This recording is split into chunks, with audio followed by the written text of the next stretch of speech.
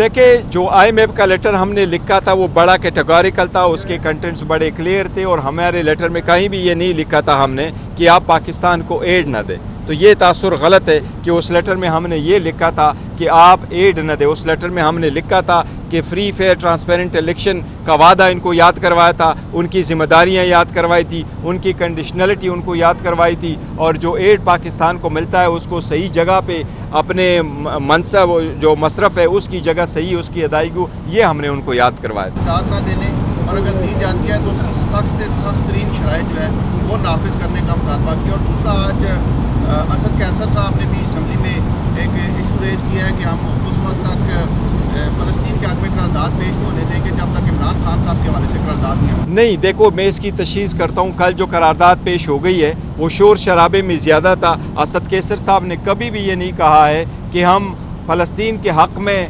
Resolution की ताउन नहीं करेंगे, ना अप्रूवल में हिस्सा देंगे जब तक खान साहब के हक़ में नहीं। फ़लस्तीन का इशू डिफरेंट है और हमने फ़लस्तीन के इशू पे किसी इशू को और को मिक्स अप नहीं किया। ये मिसअंडरस्टैंडिंग है, शायद वो उस वक्त के शोर शराबे में शायद ऐसी उस मिसकंसेप्शन क्लियर हुई होगी। अदरवाइज़ हमारी तरफ से वो यूनानिमस है और हमने उसके साथ एग्री कर दिया था। हमने जो नहीं एग्री कर दिया था जिस रेजोल्यूशन के साथ, वो उससे पहले था, वो बटों से रिलेटेड रेजोल्यूशन लेके आए थे। वो रेजोल्यूशन पे हमने कहा था कि ये यूनानिमस नहीं है। आपने ना रेजोल्यूशन की कापी हमें दी है, ना हमारे साथ आपने डिस्कस किया है, ना इस रेफरेंस में आपने बाकी लोगों का जिक्र किया है जो भी गलत तरीके से कन्विक्ट हुए।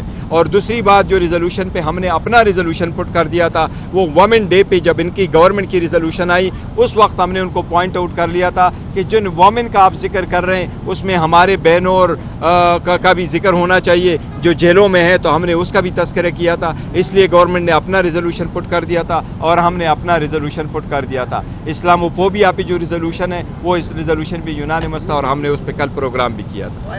IMF के बाहर जो मुजाहरा किया, देखिए, बाहर जो पाकिस्तान ओवरसीज़ वो करते हैं, पाकिस्तान तहरीक इंसाफ ने कहीं ऑर्गेनाइज़ नहीं किया है, लेकिन ओवरसीज़ अगर करते हैं तो ये उनकी अपनी मर्ज़ी है, उसके मुताबिक करते होंगे, लेकिन हमने ऑर्गेनाइज़ कोई नहीं किया है। गौहर साहब, इंतखाबात से पहले आपसे बल्ला छीन लिया गया, इंतखाबात के बाद रिजर्व सीटें आपको नहीं मिली, अब आप सेनेट की जानिब जा रहे हैं, तो क्या मुश्किलात हैं इस वक्त सेनेट के इंतखाबात को देखते हुए?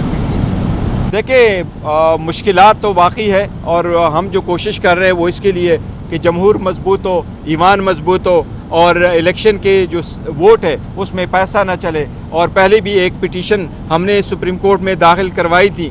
PTI ने, खान साहब ने अपने आर्टिकल 186 पे एक ओपिनियन मांगने के लिए सुप्रीम कोर्ट को पिटीशन भेजी थी और उसमें सुप्रीम कोर्ट ने ये होल्ड कर दिया था कि सेनेट के इलेक्शन में हर वोट वेरीफाइबल होना चाहिए। जो जिसको वोट दे के आप सीक्रेसी ज़रूर रख लें, लेकिन वोट वेरीफाइबल होना चाहिए।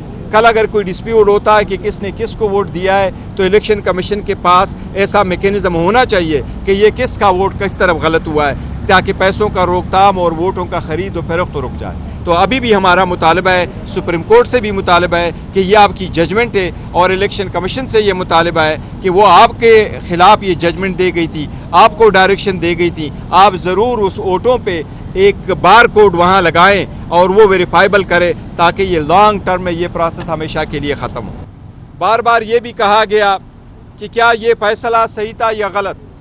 आप लोगों के सामने है जिस तरीके से पाकिस्तान तहरीक इंसाफ ने इस सारी सीटों के लिए कैंडिडेट फाइनल कर दिए थे, फिर दिसंबर के महीने में हमने अपनी लिस्टें इलेक्शन कमीशन के सामने, मुतालिका RO के सामने हमने जमा करवाई थी। इलेक्शन कमीशन ने हमारे वोमेन की सीट्स पे जो हमने दी थी उसका शेड्यूल चेंज कर दिया था रिज़र्व सीटों के लिए, लेकिन हमारे वोमेन और नॉन मुस्लिम की स्क्रूटनी नहीं करवाई थी। बाद में जब बल्ला हमसे जाता रहा उसके तनाजुर में हमने फिर पहले से एक प्लान B रखा हुआ था जो हमने आप लोगों के साथ शेयर किया था।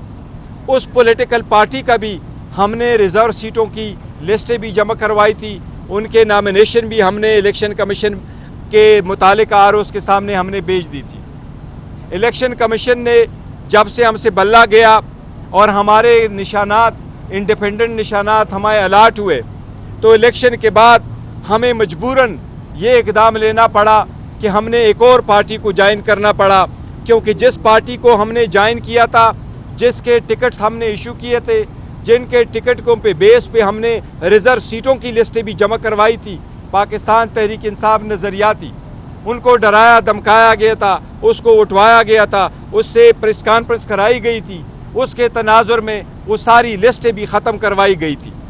इसलिए वो आखिरी दिन था इलेक्शन का, जिस दिन निशान अलाट होने थे, ये उस दिन की बात है।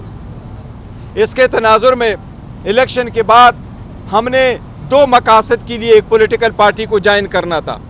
एक ये कि जो हमारे आज़ाद कैंडिडेट थे, जिनको डराया धमकाया जाता था, लालच भी दी जाती थी और फिर उनसे पार्टी चेंज करवाई जाती थी, कुछ कैंडिडेट के साथ जब ऐसा हुआ तो हमें ये खदशा हुआ कि बाकी को भी के साथ ऐसा सलूक रखा जाएगा।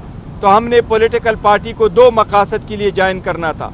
एक ये कि हमें रिज़र्व सीटें मिले, दूसरी ये कि जो हमारे इंडिपेंडेंट कैंडिडेट से उनके साथ हमें प्रोटेक्शन मिले और अब मज़ीद इसकी डिफेक्शन हमारी पार्टी से ना हो।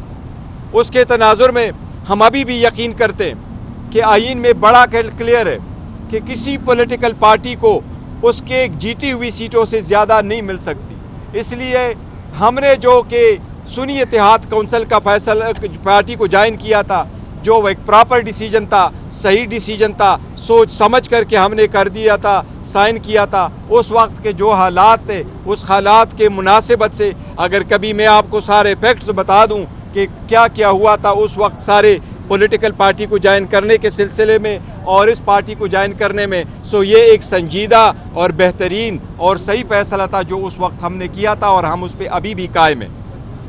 इसलिए हमें सुप्रीम कोर्ट से ये इस्तदा है और इल्तिमास है कि हमारे केस का जल्द से जल्द फैसला हो और आर्टिकल 51 की ये तशरीह ज़रूरी है कि क्या किसी पॉलिटिकल पार्टी को जीती हुई सीटों से ज़्यादा रिज़र्व सीटें मिल सकती है या नहीं, ये बहुत अहम है। इसीलिए हम समझते हैं कि इंशाअल्लाह ताला अदलिया का फ़ैसला हमारे हक़ में होगा।